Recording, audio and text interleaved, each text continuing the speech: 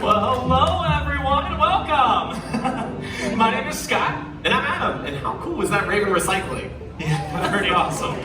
But I tell you what, this theater has seen a lot over the past 20 years. People gaining an appreciation for wildlife or getting over their fear of birds, and even recently an adventure with the gang from Up. Right, but then 2020 happened. And things have been weird. Yeah. So it's been just us and the birds for the past few months, and we are so happy to have you all back so we can share these birds with all of you. Right. And our favorite part of every day is this. We get to share beautiful birds with all of you guys. Like Rosie and Spoonbills. Oh, absolutely. These birds are incredible. And honestly, they get their name because of the way that beak is shaped. Well, they use that for is to go into mud or water, and they can find things like crustaceans. Now, once they get those crustaceans, that helps to give them the pigmentation or the coloration to turn them that pinkish color. Right. I mean, they're pink and they have spoons on their face. What else do you want, Scott? Very Talk true. about some neat adaptations. Very true. And honestly, Adam and I are just two of the entire team of animal behavior specialists that are here learning and living with all these birds, and we're so excited to share all their wonderful adaptations with all of you. So in those cases, they have those wonderful beak modifications, whereas this guy right behind Adam, this is a trumpeter hornbill named Miles. And these birds are normally found in the forests of Africa. And look at how he flies. Notice that tail is relatively long compared to his body. That helps with agility. So where he's from, he needs to go in and around trees. So pretty important to have agile flight. Right, and it's cool to talk about all those things, but maybe we could show them what that looks like. Okay, how? I'm thinking we create some groups, Scott. All right, I'm in. Not you, but no, somebody out here. Right. Can we do it? Yeah, go for it. Okay, cool. I need two people from the same party who might want to create hoops with their arms. Holler right here into the pink and the green. Stand up right where you are. Create hoops with your arms just like this. And then we'll see if Miles wants to fly right through that hoop. How cool would that be, Scott? That would be pretty great. All right, Miles, what do you say? We have a forest taking shape for you, my friend. And I think we have Corey in the back there today. Let's see if Miles can show off how agile you can fly through that forest. What do you say, buddy? It's that way. Nice job. You guys did a great job. Maybe we can try somebody else on this side? You want to try? How about right here in the green and purple? Yeah, right there. You guys want to stand up, stay where you are, and create hoops with your arms once again, just like that. And we'll see if Miles will fly right through it. Okay, so this time focus on what happens when he goes through this hoop, because hopefully, Miles, that's cheating. But you did say they fly really well around trees. I sure did. We're going to try this again. You guys stay nice and still. We're hopefully seeing when he goes through that hoop, you'll see how they tuck their wings through those tight spaces. What do you say? Corey's right there in the back, Miles. I'm going to show off one more time for all my friends that are out here. Thinking about it. Thinking harder. You're creating suspense for the people in front of the hoop right now. That's very true. What do you say, Miles? Once again, it's that way. Now, you might notice they have those eyes on the side of their head. That helps to fly through the hoop. No, you guys did a great job. How about a round of applause for our volunteers? What I was going to say is these birds have those eyes on the side of their heads. So they can be very observant of their surroundings. So that's also why they fly so well. They need to avoid predators out there in the wild. However, it's also to help catch food, like flying insects. Right, and you know how you're always like, well, I wish we could show that. Yeah. So I created an invention so we can show that. And I didn't talk to you about it, but we're going to do it. It's going to be great. I'm going to go down here. I'm going to put my mask on because we can stand pretty far apart, but I'm going to have to come down with you guys. So give me 1 second. But Scott, you're going to be so proud of me. I created this invention. It's super cool. Are you guys excited? I'm excited. This is going to be great. Check this out. Okay, anybody know what this is? A rocket launcher? It's a grape launcher. That was a good guess. Yeah, stomp rocket. Okay, but I need somebody who wants to test it with me. Anybody want to give it a try? I'm right here with the Despicable Me mask on. Do you want to come on down? Let's give him a round of applause for helping out. He's being awfully great. Okay, my friend, here's what we're gonna do. Scott and I are gonna count down from 3. And when we get to 1, you're gonna stomp on that X right there as hard as you can, okay? And then we're gonna send a flying insect into outer space. Except it's just a grape, but it's gonna be just as cool. Are you ready? Ready? Okay. All right, countdown to liftoff. It's time. 3, 2, 1. Whoa! Up. He got it! Round of applause for our volunteer. Thank you so much, my friend. And I guess I'll take this one back to the drawing board. That's why they're called prototypes, huh? Yeah. All right, buddy. We'll see you later. You did a great job out here today. Thanks for showing off. All the way you get home, there's more treats in there. You just go through that window, and then you take a left at the light. It's green. Miles, our trumpeter hornbill. Okay, so Miles is pretty cool, but there are other types of hornbills in the world, so we thought it'd be neat to bring out a different type of hornbill. Right, that'd be super cool. They're like from all over the world, too. Yeah. Like Africa and Asia. They come in different colors and shapes and sizes, too. Yeah. So, why don't we create hoops again? That'd be cool. No, I don't No, it's think gonna so. be great. We're gonna It's create good. a hoop. We're gonna need a much larger hoop. Okay, well, this guy's name is Sebastian. Sebastian is a southern ground hornbill. And like he's showing you, they do spend a lot of time on the ground because they forage and look for things like bugs. But something else is pretty cool about them, too. They are great flyers. Check that out. Now, that's a pretty unique sight, to say the least, to be able to see these birds flying. And you're going to get a second chance to see that again. What a great little flyer. Now, when we think about adaptations with these birds, one of his best adaptations is that big beak on front of his face. See, he'll use that to forage around, but it can also be used to go through the top of a tortoiseshell. Right, and one of the coolest things I think is they'll even eat snakes. And not just any snake, they'll eat venomous snakes. What they do is they forage around with that big beak they've got, they'll pick up a snake, shake it around, and slurp it back like spaghetti. It's horrifyingly disgusting. But it's really cool. And he's showing off just how good he is at foraging. Here's another bite for you, my friend, and then do you want to head on back home? Top speed, how cool is that, though? That's why we always say, bye-bye, little Sebastian. And that was Sebastian! Okay, so when I think about adaptations in birds, what comes to the top of my mind would have to be owls, because they're some of the best predators out there thanks to their adaptations. So do you guys want to meet an owl? Yeah. Okay. So think about this. Owls have some of the best eyesight at nighttime. They also have great hearing, right? And then on top of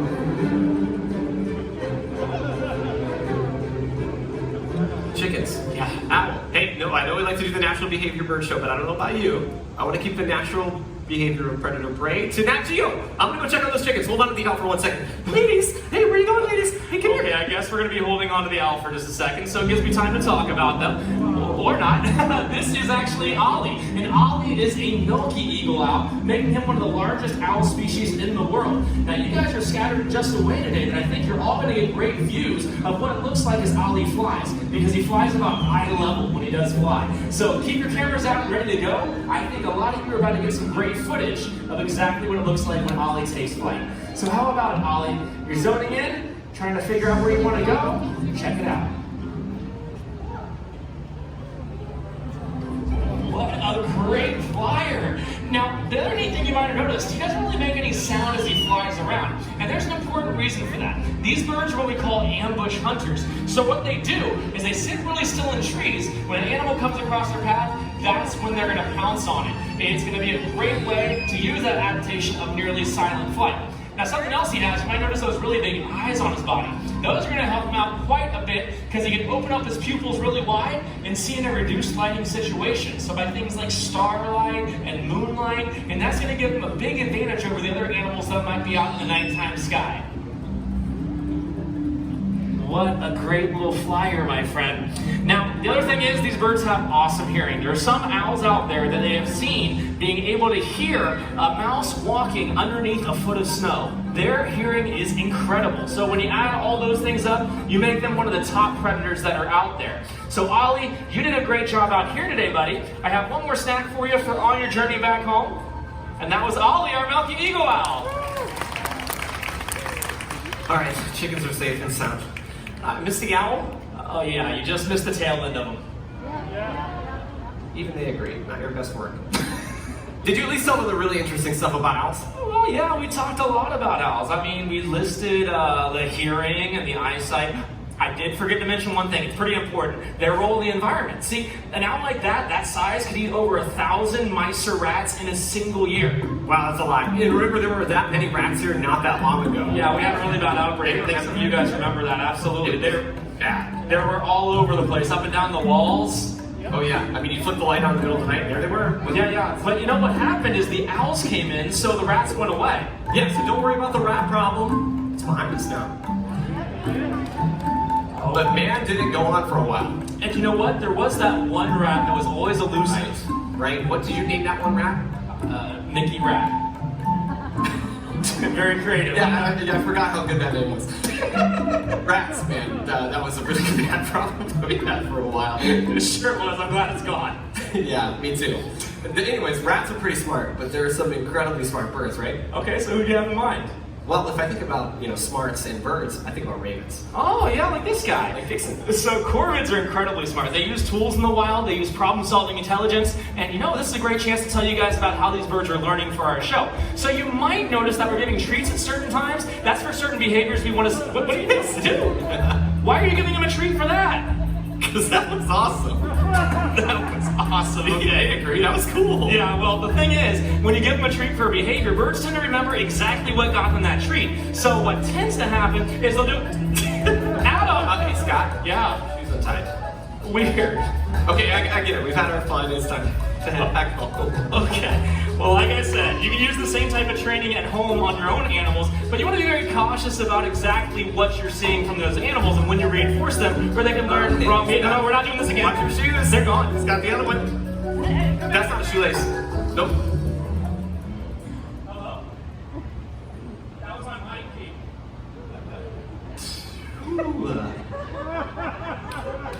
Did you need that? Yeah, it doesn't work without that. This is the quietest you've ever been. Hey, Madison, got anything in the booth? No? That's the thing. You could just yell. You're pretty loud. No, I tell you what, we have a backup in the back. I'm gonna get that microphone. No, but wait, Scott. No. I've never been out here by myself before. He's gone. Hi, guys. Hey, actually, you know what? This might be a really cool opportunity to meet some parrots. Do you guys want to meet some parrots? Oh, yeah. Okay, one of the trainers backstage has been practicing with these two birds, and they're awesome. So give me like 1 second. If they have some time, I'm going to see if they can come out. Hey, guys, anybody see Lisa? Okay, Lisa. I know you've been working with Molly and Gabby. Do you think you'd be ready to try it on stage? Okay, yeah, right now. That'd be cool. I know you got to put a mic on and stuff, but like you can make that work, right? Okay, awesome. So I think that they're going to make it happen. They're great backstage. But one of the cool things about parrots is that they're capable of a really cool adaptation, and that is mimicry. So just like that guy who was up here a minute ago, Dixon the raven, those guys can mimic too. And it's actually a really cool survival strategy for many different animals. They can learn the sounds of the flock mates, like a parrot, or with the mockingbird, they might even mimic the sounds of other birds. And it's actually a really cool skill. But parrots are capable of that too, and we have two really incredible mimickers. And my good friend Lisa backstage, she's worked with some really incredible parrots. I'm hoping that she'll come out here and share them with all of you guys. And it just kind of shows exactly what Scott was talking about with training too. It really helps to show off how positive reinforcement works. So this is Lisa. Hi. And she has two really incredible parrots that she's been working with, and they are really, really awesome. And she's been working with them for a long time. So she can probably tell you a whole lot more about this dynamic duo. Thank you, Adam. Hi, everybody. I'm Lisa. I've been lucky to work with these two pretty awesome parrots here for quite a while. And I think like he was telling you, they are pretty amazing mimickers. For instance, hello? Hello. Hello, thank you. They're very polite, welcoming. They have lived in their home their entire lives. So unlike possibly mimicking flock mates or anything, they have mimicked people. What was your name? Gabriella. Gabriella. And are you Molly? Molly, exactly. So Molly and Gabby are their names. They're pretty amazing. They have learned all sorts of things. You girls want to show off? What do you want to do?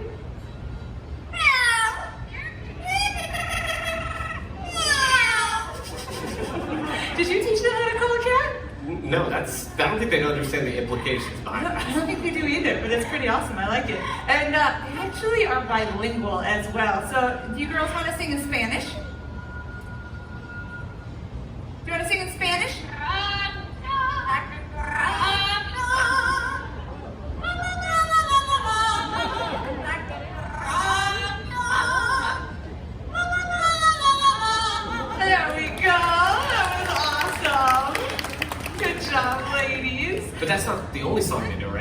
practicing the other one. That's true, yeah. They actually both know individual songs. You guys want to see if they want to sing some more for us? Yeah, all right, let's see. Do you want to sing?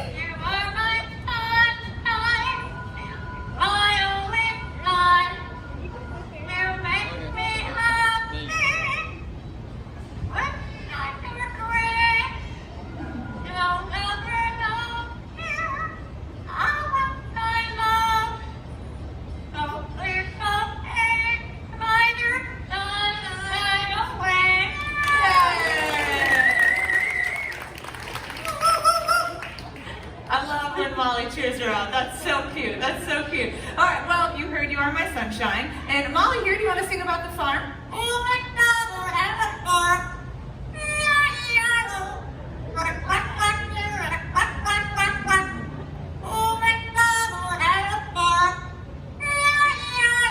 Yeah, there we go. They're so supportive. Maybe that's where they learned about the cat. Maybe. I don't know. Well, I tell you what, is Scott still looking for a microphone? I mean, it's not that far. He should be back. No, but I tell you what, I think it's about time for us to go. What did you say? What did you say? See you later, alligator. That was Molly and Gabby. Thanks, Lisa. Check. 1, 2. We are back in business, and that was brilliant bringing out these two ladies. Thanks, Lisa. Now, you know what? Those birds are pretty incredible, but I want to let you know that they are 2 in a million because most parrots never even learn to say a single word. But I'm sure Adam would agree they're also challenging in your home for other reasons too, right? Right. I mean, they bite really hard. Yeah, really hard. Scream incredibly loud. Oh yeah, so loud. And then on top of that, they could easily live 50 or 60 years. Right, yeah, 60 years is a really long time. Guinea fowl. Guys, we weren't supposed to have guinea fowl. We had a really good show planned for you guys. Okay, yeah, let's tell you about them. Okay, well, this is a cool thing. This is Ozzy, right? He's just an Andean condor. Yeah, I just wasn't expecting it right there. Now, condors like Ozzy are pretty impressive. His wingspan stretches about 10 feet wide, so that makes him the largest member of the vulture family. And you guys know what vultures like to eat, right? Yeah, that stuff, exactly. So what happens is a condor like Ozzy comes along and he cleans up the mess, and that stops the spread of disease, right, my friend? Right, so in a way you could call them nature's recyclers. And if we all did a little bit more recycling all in our own way, the Earth would be a much cleaner place. But my favorite thing that this handsome guy does is run on the ground. Check this out. So cute. And that was Ozzy! Oh man, not something I wanted to walk right into, but that's okay. It's pretty cool to see him up close. But this guy is too. He's called a crowned crane. Yeah, that guy's name is Fraser. Fraser Crane. Right, you're still doing that, Jeff. They still laugh. Oh, but you know what? This guy never flies down to me, so this is where I need you to step in so that way you can call him down to you. No, but Scott, you've been working on this like all week. Well, yeah, but he will not fly to me, Adam. No, but today's a new day then. Adam, trust me, he does not fly down to me. This is not the time to I think you got this. Adam. Scott, give it a try. Yeah, see? Come on, get up there. All right, you can do it. I'll give it a shot, but don't say I didn't warn you, okay? You've been working on it. You can do this. All right. What do you say, Fraser? Right. See? You know what? I've got another idea. Crown cranes get their name from the crest of golden feathers up on top of their head. And they're shaped like a corkscrew, so they stand up straight like that all the time. That's why it looks like a crown. So, look behind the rock. I made something for you to help you create a connection. You guys are going to give so much in common. This? Yeah. Seriously? Yeah, put it on! He looks great, doesn't he? Ladies and gentlemen, Guy Fieri. Okay, my friend, grab some treats. We got a nice, long, easy flight this time, and we'll see if all that hard work you've been putting in paid off.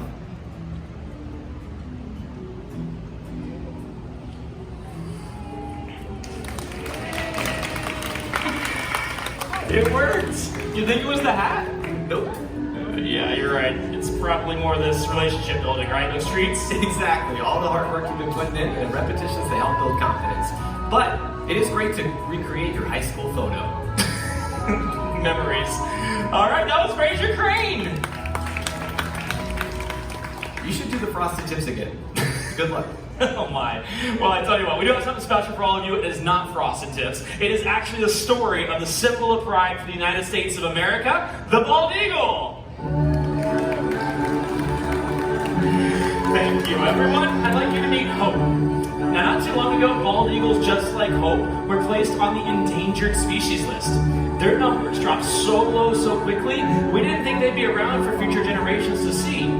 But that is when something amazing happened, because people took notice and they took action. They started cleaning up the waterways where bald eagles were fishing, and they stopped using a chemical pesticide called DDT, which is one of the major reasons for their decline. So you're saying that people like all of us made a difference for these birds by taking care of the environment and brought them back from the brink of extinction? Well, yeah, exactly. Everyone's efforts paid off because the numbers of bald eagles started to rise, and they climbed so high, they were taken off the endangered species list.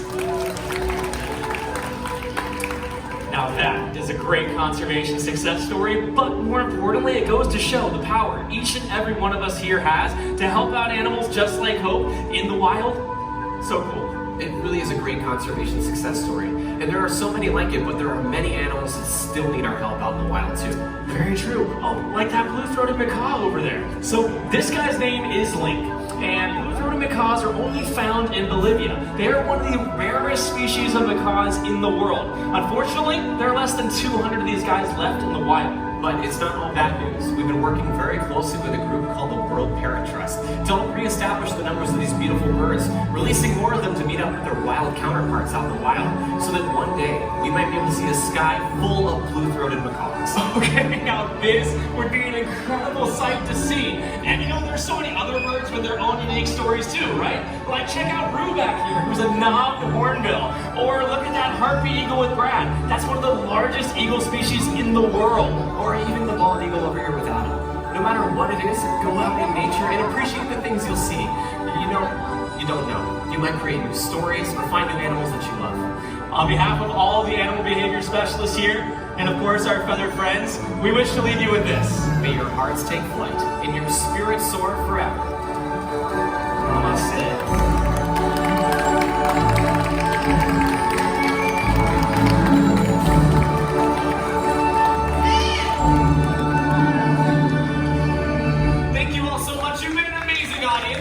Enjoy the rest of your day at Disney's Animal Kingdom.